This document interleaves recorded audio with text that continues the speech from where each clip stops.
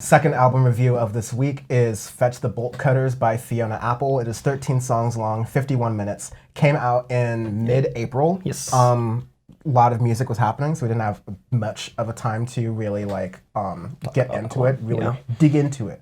But this is it's gotten a lot of critical acclaim. I have some we have opinions. Yeah, a variety of opinions on it, but this is a fundamentally, having listened to this all the way through now, maybe 3 or 4 times, just really enjoyable playthrough. It's good.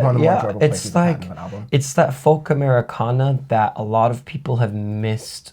Like when they've tried it, they've missed the sound per se. A lot of, especially female singer-songwriters that we've listened to, a lot of them have tried and missed. This is like a hit for that style of genre because it's not a genre I enjoy per se. I really don't like it. It's very few folk stuff or Americana things I enjoy at all. But this is good. This is solid in that for that genre.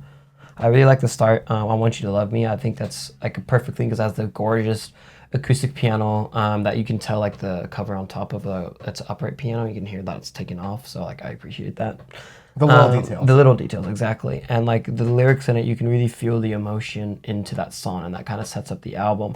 There's a couple stuff that it can feel a little flat at times, but that's just the genre in general because it's chill. It keeps you planted, firmly planted into it, which is just something that that's my personal taste. So I'm not putting it down onto her work at all. Shimika, the song right after that, I liked it. It was kind of funny because it was just I guess maybe it's a friend named Shimika or something. Yeah. It was just trying to help her out within it when you're listening to the lyrics. So that was pretty cool. Fetch the Bolt Cutters was good. Under the Table might be my favorite song on the album. I do enjoyed that one a little bit more. I wouldn't say it's a little more upbeat, but I did enjoy that one a bit more coming into it. The sound of the songs in these albums, they're very softly spoken. Sometimes it's spoken word, but a lot of time it's just sung, often softly, but still not lacking any passion. No, which is very, very hard to do. Because I've heard her stuff before, and some of it I like, some of it didn't. This is also her first album in 7 or 8 years, maybe. It's been a while. Yeah, I know of Fiona Apple, but I've not seen a lot of Fiona Apple stuff lately. Yeah, because when I the first track, I Want You to Love Me,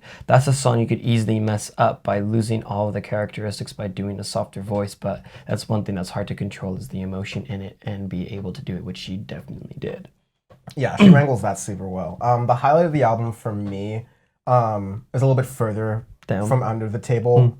Newspaper. Newspapers. I think it kind of gets at everything. It's definitely one of the, if you tend to know my preference for songs, it's one of the higher tempo songs in the album, and it does something that's a lot of music. It's been really understated, but I really like that a lot of music has done this recently, where you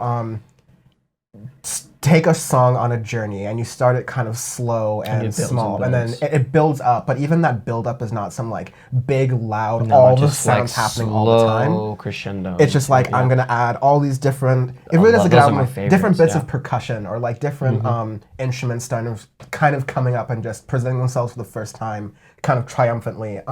Newspaper does that really well, and you get that soft but passionate really voice that Fiona Apple is just nailed to a T. It was a really pleasurable song kind of album to listen to for me, but I felt around after Newspaper, that being a high point, everything else after that kind of glided down and didn't fully live up to the rest of what the album had going on. It definitely had my complaint. Lyrically, I think there's a lot there, and I think there's a lot of really good things there, especially in Ladies and Cosmonauts. But you just kind of wish that the lyrics also went well in the first part of the album, but the first part of the album had the instrumentals to back it up with it. Yes.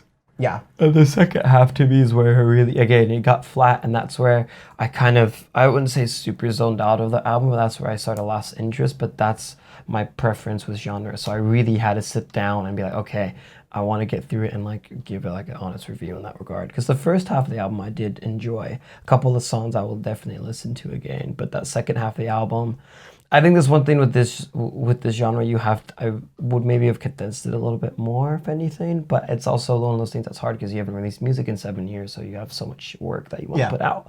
But that's one thing where I always like it shorter for these because I think it doesn't. You won't lose interest towards the end of it or whatnot, and that's like that's not just there's a lot of genres and stuff that I prefer it to be a little bit shorter compared because I prefer the feeling of wanting more than feeling having too much. Absolutely. Maddie Healy, I'm looking at you now too.